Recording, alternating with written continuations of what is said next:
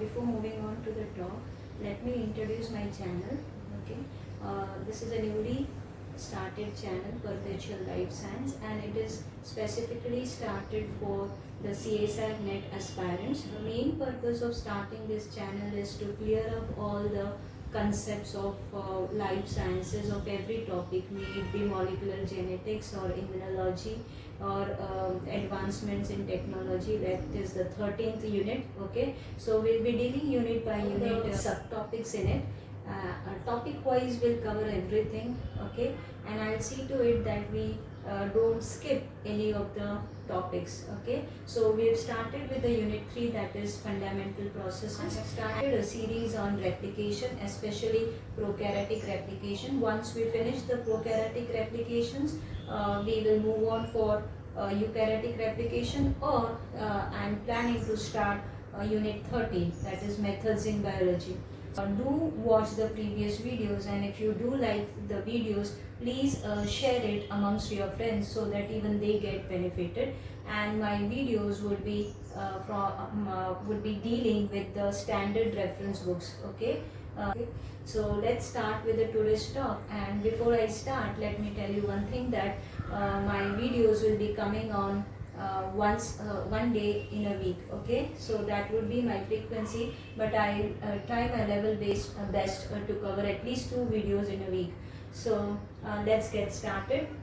You know that it is universal that all prokaryotic organisms, that is all bacteria, especially the rod-shaped bacteria, undergo a septum formation before cell division. So it is mandatory that the cell should form septum. Okay, and this formation of septum is an organized mechanism. That is, you have an assembly of proteins. Okay, along with the FTZ protein, you have a couple of proteins which are involved in the formation of Z ring in the last review. Now today's review, what we are going to see is another interesting topic in prokaryotic cell division. You have a couple of genes and proteins, which will decide where the septum formation should take place. Capital MIN. Now MIN stands for minute. So MIN genes are involved, and you have a system of genes. So this system is called as MinCDE System.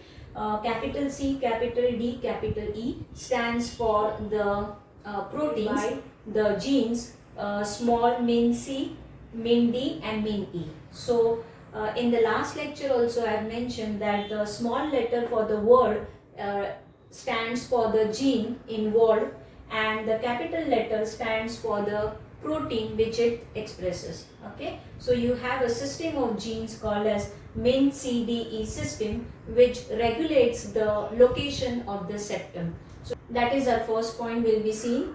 The second point we'll be dealing with is the mean proteins oscillation in E. coli. Now these mean proteins, as I said, that is minC, D and E, these proteins, they oscillate inside the cell from one pole to the next pole or the other pole, and during this oscillation they decide where the septum should occur. So in a way, this oscillation is helping the cell to decide the location of the septum. Aided in nucleoid occlusion. Nucleoid occlusion is that that during cell division, DNA replication, especially prokaryotic DNA replication, the origin point and the terminus point of the chromosome lies in the mid cell. Okay, so the origin point is that point from where the replication will start, and terminus point is that point where the replication will end. So both and terminus points or these genes are located in the mid cell. So even the septum formation takes place in the center, as I said. So it should not happen that the septum should bisect the chromosome. Since the bacterial chromosome is lying in the center, our septum should not bisect the chromosomes, and the chromosome should not get destroyed. So that is avoided, and that process is called as nucleoid occlusion.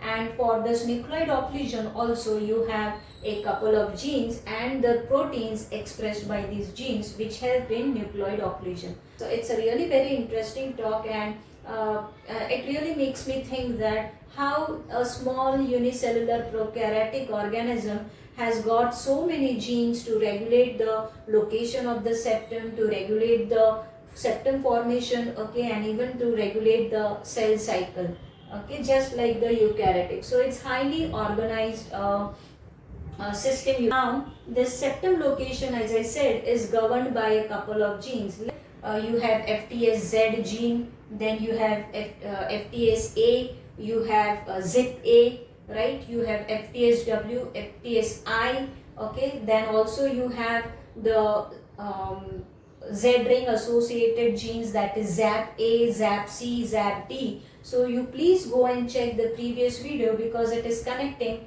to this video, okay. The septum location is controlled by genes called as minC, minD, minE and NOC, SlmA genes. Now we'll see this NOC and SlmA genes later, okay. Now, usually we have one septum formation during one cell division, but in certain cases you can have number of septa increasing, okay. Like if you have mini cells mutants, you know, mini cells are small cells and they are actually formed due to mutation in a gene called as FTSZ, okay. In the last lecture, please check that why mini cells are formed or why filaments are formed. When there is no septation, you have long filamentous cells, but if there is large number of septation, you have small mini cells. So you have a mutation in the gene called as FTSZ, and also you have a mutation in this MinD system genes. That is why you have formation of mini cell mutants, okay. So the location and the number of septa is actually decided by the ratio of the expression of these three genes. You have minC, D and E genes, right? So correspondingly minC will express a protein called as capital minC, minD will express a protein called as capital minD, and minE will express a protein called as capital minE. So respectively these genes will express a protein, right? And these proteins together determine the location of the septum, okay. And this is decided by the amount of expression. You should have a proportionate amount of minC protein, proportionate amount of minD, as well as proportionate amount of minE, and these proportions form a ratio, okay. So that ratio is minCD to minE. That is, you have minCD always associated together. When we come to diagram, I'll explain. minCD ratio to minE ratio, right? So on the numerator side you have minCD and on the denominator you have minE. So a proportionate amount of this ratio will govern the location of the septum.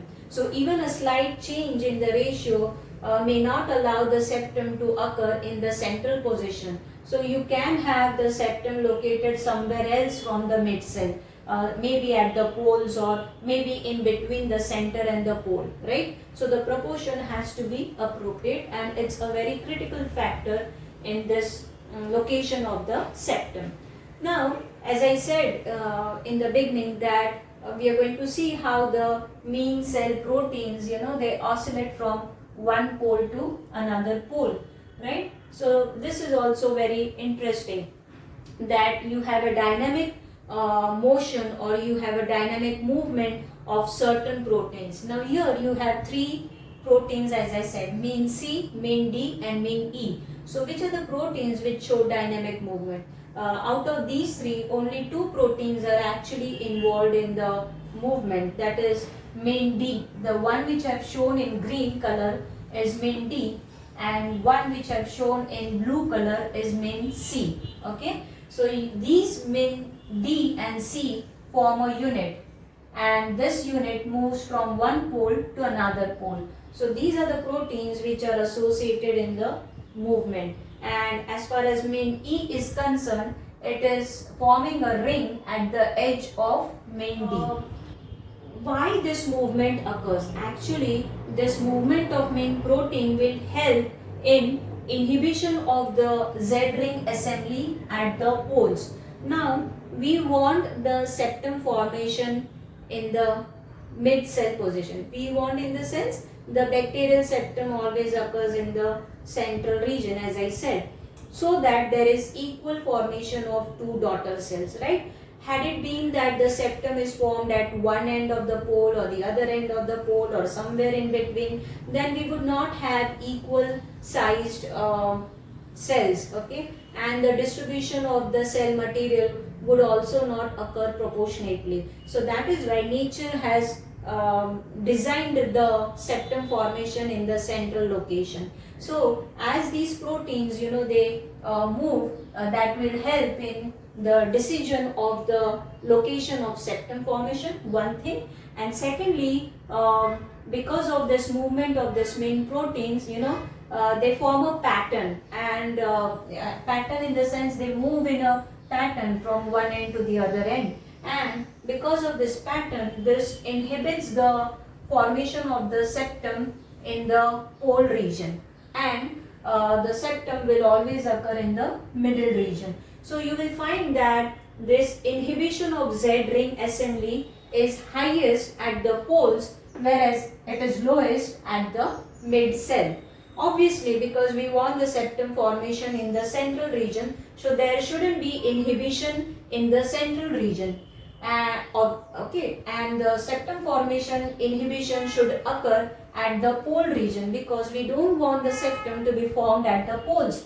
We want the septum formation in the center, right? So that is what I have mentioned here, that this movement of main proteins in the cell set up a pattern in which inhibition of Z ring assembly is maximum, you can say, or is highest at the poles, and it is lowest at the mid cell, right?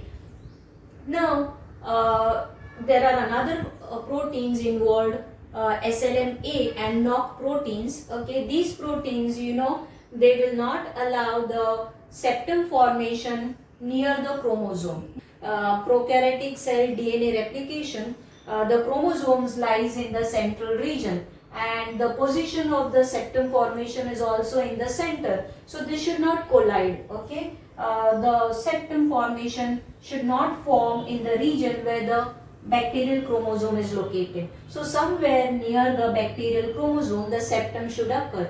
So this has to be stopped, that the bisecting of the chromosome should not occur. So you have a special proteins or a special genes which will not avoid this septum formation on the bacterial chromosome, and that is called as nucleoid occlusion. Okay, so you find nucleoid occlusions in rod-shaped bacteria. Escherichia coli, you have a gene called as SlmA, which will express a protein that is capital SlmA.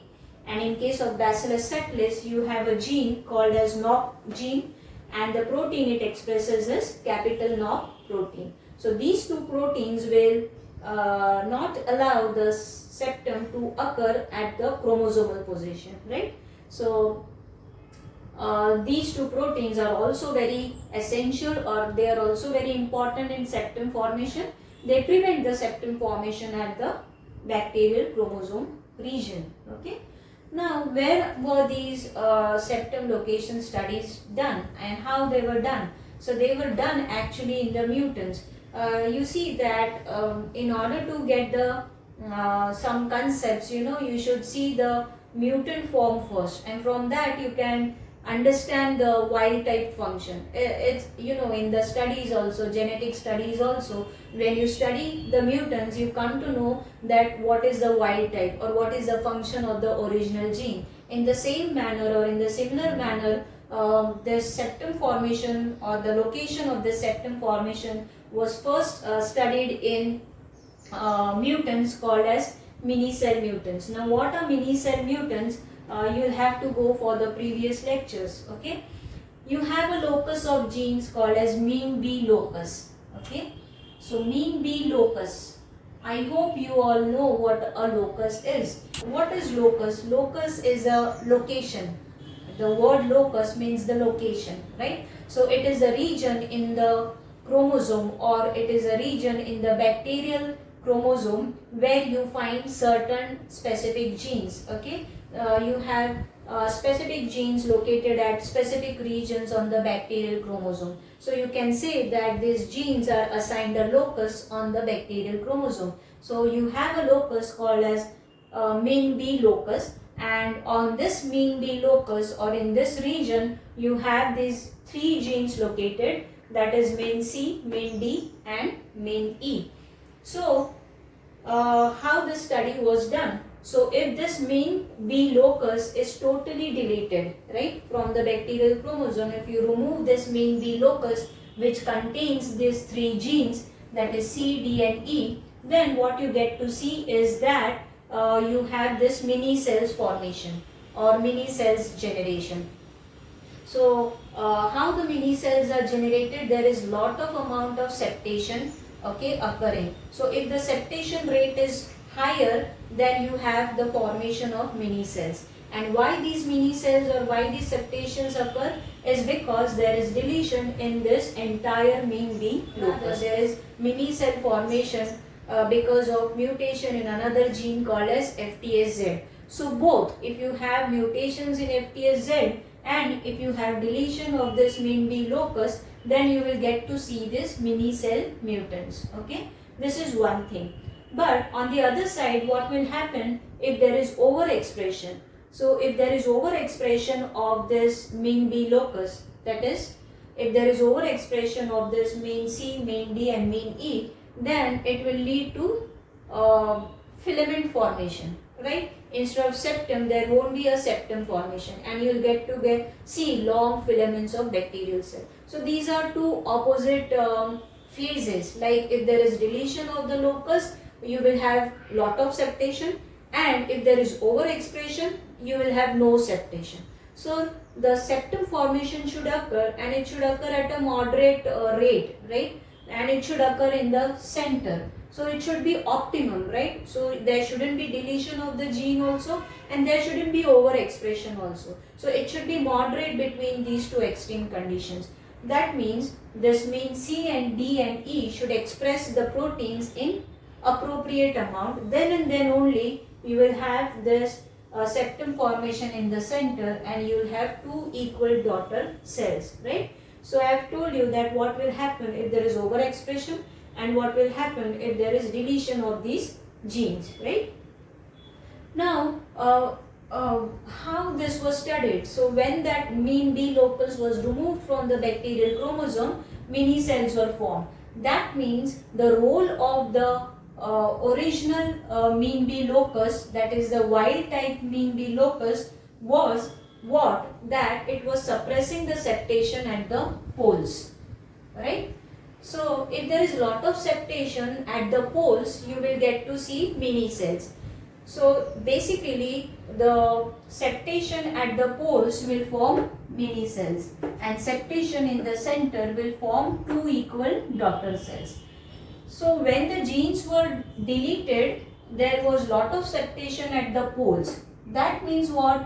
It means that the original minB locus is involved in suppressing the septum formation at the poles. We don't want septation at the poles, right? We want septation in the center, so that there is equal division of the cellular material and equal daughter cells being formed. So to avoid the septation at the poles, or to inhibit the septation at the poles, is the role of wild type minB locus, right? So that's what I want to say, that if you want to study what is the normal functioning of the gene, you have to study the mutants. From that you will come to know what is the role of that original gene. So this is what here I mean to say, that wild type minB is helping in suppressing the septum to be formed at the poles, right? Now the products of this minC, minD and minE, they together form a inhibitor, that is division inhibitor, right? Now this entire product, that is minC, minD, minE protein, together they form a division inhibitor. Division inhibitor in the sense that they don't allow the septation to be formed at poles, okay? We don't want to inhibit the septation in the center, right? So these three proteins are involved, or rather these three genes are involved in what? They are involved in inhibition of the septation, that is called as division inhibitor, at the poles and not in the center. They will allow the septation in the central region but not at the poles, right? Now let us come on to the role of C, D and E one by one. Now MinD activates minC protein, okay, and together they will help in preventing the FTSZ from polymerizing into Z ring. Now to understand what is this polymerization of FTSZ, you will have to go for the previous lectures. Okay, the last lecture was especially on the Z ring formation.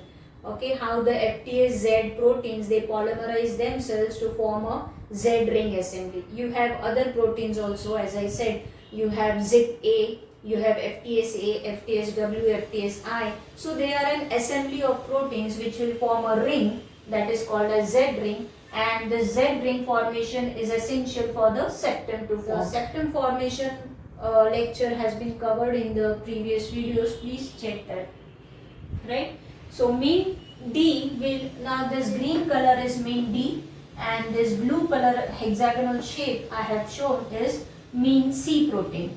The red color which I have shown is minE protein. So you have MinD, minC and minE, right? So if you see in the diagram everywhere, D and C are always associated together everywhere, okay, and minE is located at the edge of minD. Wherever the minD will end, you will have the formation of minE ring, okay.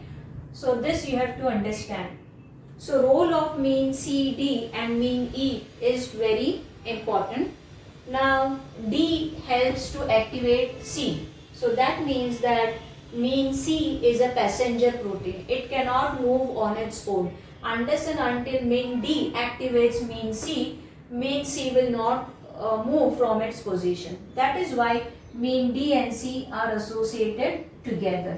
So C is called as passenger protein, okay. Proportion of minCD and minE is important. It's a ratio, as I said earlier, right? So if you get to see minCD expression in the absence of minE, then there will be division inhibition. That means if minE is not present, okay, if minE is absent and minCD is present, yet there won't be division inhibition. We want the division to be inhibited at the poles, right? So this will not occur. But if minCD is expressed in a large amount in the presence of minE, still there won't be division inhibition. What I mean to say is that if minCD expresses itself in the absence of minE, still there won't be division inhibition. If minCD expresses itself in the presence of minE, okay, if it overexpresses itself in the presence of minE, then also there won't be inhibition at the poles. But if minCD is expressed in sufficient amount or in appropriate amount compared to minE, then and then only you will have this division inhibitor occurring, okay. So this you must understand that the level of expression of minC, D and E has to be fixed. It has to be appropriate in order to allow this division inhibitor at the poles, okay.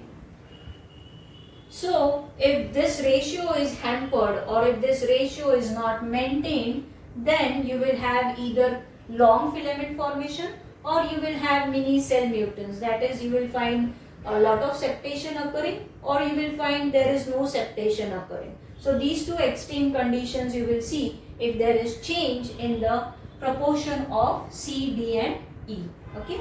So for normal expression or for the normal growth, the levels have to be maintained, okay, and then only you will have this confinement of the division inhibition at the poles, right.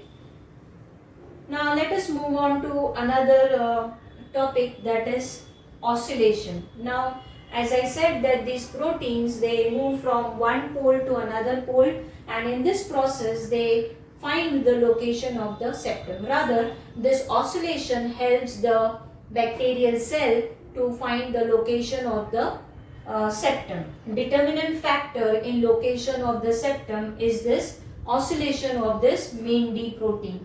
Now, as I said that C does not move on its own.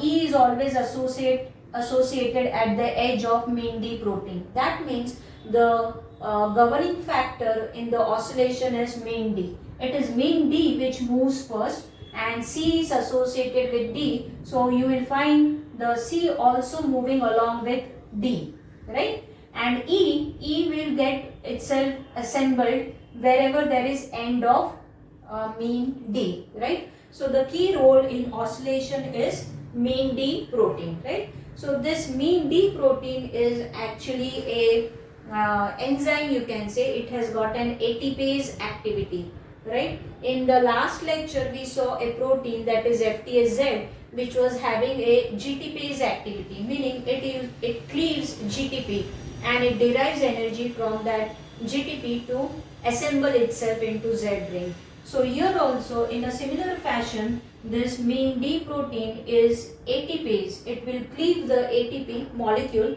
and the energy which is released from this ATP will help in moving this MinD from one position to the other position, or from one pole to another pole. So obviously energy is required for movement, and this energy is derived from the cleavage of ATP molecule, right?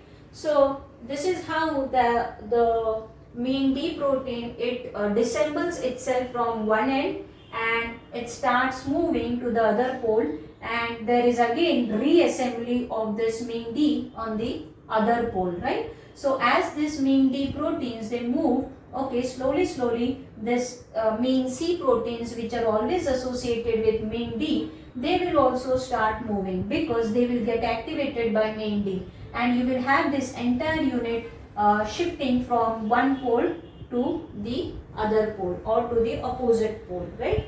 So minC is a passenger protein, and minE, now this is not the septal ring. Please understand, this red color ring which I have shown is not the Z ring or the septal ring. It is the ring of minE proteins, and these minE proteins, where do they form? They form at the edge of MinD. So here also I have shown that this MinE ring is forming from inside. The ring is formed from inside, okay? It is not forming from outside of the cell wall, okay? It's from the inner side of the cell membrane, right? And the location is at the end of edge of this MinD. So where the MinD will finish, from there you will have the assembly of MinE proteins taking place. Why each and every protein is essential, as I said. D is also important because it oscillates. C is important because C will inhibit the as I said that minC is a passenger protein. It cannot move on its own, but still it has a key role in inhibiting the FTSZ ring formation at the poles. Okay, now what is FTSZ ring, what is septal ring, what is Z ring? Please see the previous video. The septum formation is inhibited at the poles because of minC. So minC is also vital, minD is also vital because it oscillates, and minE is very essential. Why? Because when the minE will touch the MinD protein over here, you know, there will be ATP hydrolysis occurring. So the activation for ATP hydrolysis, or you can say that minE is a trigger for the ATP hydrolysis to occur. So ATP hydrolysis is generated because of the touching of this minE protein to MinD. Okay, so as soon as the MinE protein or this ring touches the MinD assembly, you know, immediately there will be the ATP hydrolysis taking place, and as ATP hydrolysis takes place, you will have a complex called as MinD ATP complex, right? So this ATP will bind to MinD because MinD has got ATPase activity, as I said. So though MinD has got ATPase activity, that means it has got the ability to cleave ATP, yet it cannot cleave on its own. It has to have a touch with MinE.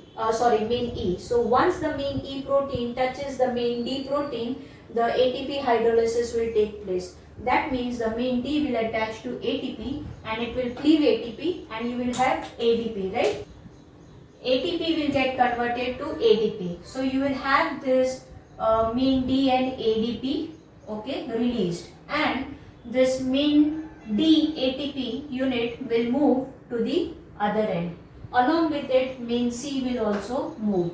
So the blue color is minC, green color is MinD and ATP, red color is MinE, and black color is MinD ADP, right? So MinD ADP will form after the cleavage of MinD ATP, right? So unless and until ATP is cleaved, you won't get ADP. So that's very logical. So MinD and MinE are required for the dynamics. Okay. So E is also essential because ATP hydrolysis will take place only when E will touch. MinD is also essential because it has got ATPase activity, right? So you can say that these D and E are essential in the dynamics of the oscillation. So this is how the proteins move from one pole to another. Now if you find the time, or if you calculate the amount of time required for this oscillation, it's quite low. I mean to say that this oscillation is quite rapid. It takes only 15 seconds for the assembly to move from one pole to another. So what is oscillation? Oscillation is the proteins move from one pole to another and they come again to their main position, right? So they keep on moving from one pole to another, right? But one oscillation is what? You start from this position and you come to the same position. So this time is how much? So one oscillation time is 30 seconds. That means 15 seconds to move from one pole to the other and 15 seconds from the other pole to the first pole. So in 30 seconds one oscillation is completed. Now you know that the bacterial division time or the doubling time of bacteria is generally 20 minutes. So you can calculate the amount of oscillation. It's very simple. So in 1 minute, in 30 seconds one oscillation is completed. So in 1 minute you will have 2 oscillations. So obviously in 20 minutes you will have 20 into 2, that is 40 oscillations taking place. Now this is an approximate figure. Okay, the range, the research work has been done and this range is from 40 to 120 oscillations. So in different genera or in different species of bacteria, you can find little differences in this oscillation period. Okay, occlusion meaning what? Occlusion meaning the septum formation is not allowed to occur in the region where the bacterial chromosome is located. Otherwise what will happen? The bacterial chromosome will get disintegrated, okay? It will get degraded and we don't want that septum to be occurred at that position. The bacterial chromosome should remain safe, right? There should be proper division of the daughter chromosomes. So to avoid this septum formation, there is a process called as nucleoid occlusion. So what this nucleoid occlusion does is that it does not allow that Z ring or it does not allow that septum to break over the bacterial chromosome. It prevents that septum formation at the position where chromosome is located. Now how does this occur?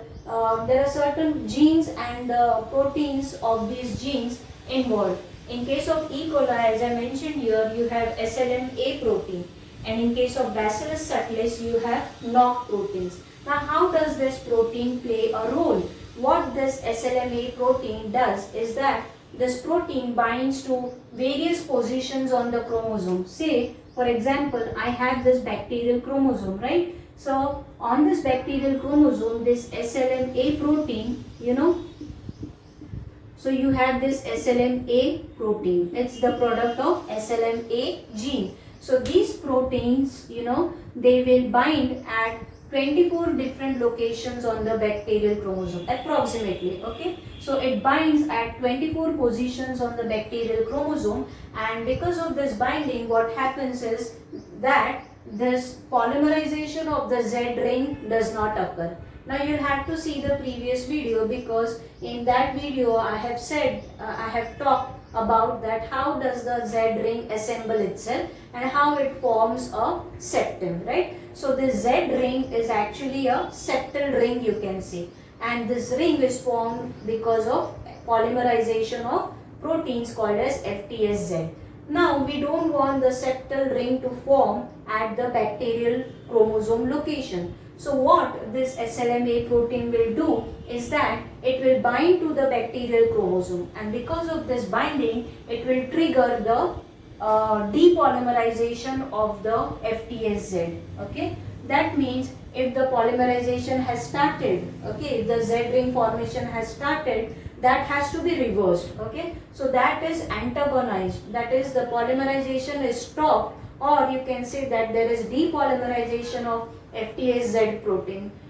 We don't want the Z ring to form, right? So this process is reversed. The ring formation process or the septum formation process is reversed because of binding of this SlmA to DNA. So it's a very interesting process.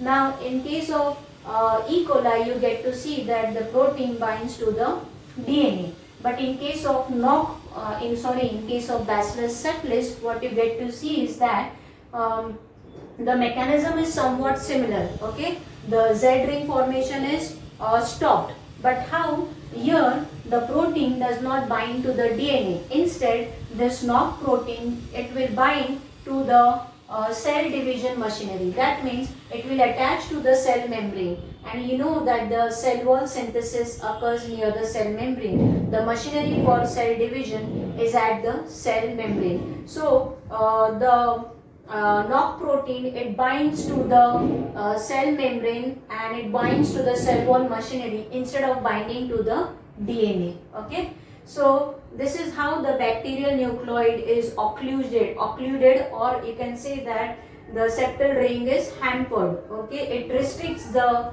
Z ring assembly to be formed. Okay, and if you see in bacteria, you have the bacterial chromosome occupying a very large space, right? The cell actually is very small. Okay, the bacterial cell is quite small, and you have that nucleoid occurring large region in the bacterial cytoplasm. So you have very little space at the poles remaining. Okay, and the septum formation should occur exactly in the center. So somehow this bacterial chromosome should be shifted slightly away from the mid cell, right? So that the septum formation will take place. So these proteins, SlmA and NOC proteins, are associated in managing that thing, okay, in the ring formation, where the ring should form, right? So you don't have one protein which is involved in locating the septum. You have a couple of genes. You have minC, minD, minE, you have NOC genes, you have SlmA genes, and you might have a couple of more genes, okay? But let's not make it very complicated.